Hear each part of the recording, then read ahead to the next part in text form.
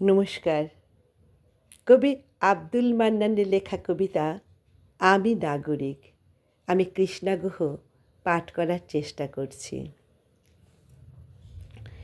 পিতার ঔরসে যেদিন আমি ভ্রূণ হয়ে ঠাঁই পেলাম মায়ের জঠরে, সেটাই ছিল আমার ক্ষুদ্র বেহেশত।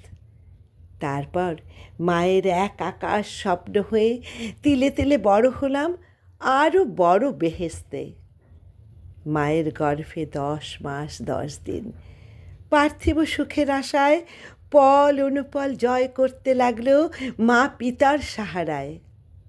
মায়ের গর্ভে নিরাপদ আধারে একটু একটু করে পঞ্চ ইন্দ্রিয়ের পূর্ণাঙ্গ মানব অবয়ব পেলাম আমি।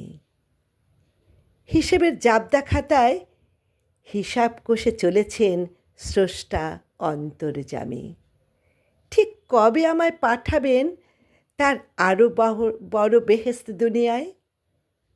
একদিন তারই ইচ্ছায় প্রসব বেদনায় কাতর হলো মা, দাঁতে দাঁত চেপে অসহনীয় ব্যথা সইতে সইতে মায়ের জঠর পথে বেরিয়ে এলাম আমি। এক মুঠো আলো ঠিকরে পড়ল মুখে, খুলে গেল আমার বন্ধ দুচোখ। ঝলক দক্ষিণা বাতাস কচি দেহে চামর বোলাতেই কোকিয়ে উঠলাম আমি। খুশির বন্যা বইল পিতার মাটির ঘরে। নিজেকে সামলে আমায় কোলে তুলে আমার চোখে চোখ রেখে মাতৃত্বের মহাসুখে ডুবে যেতে লাগলো মা।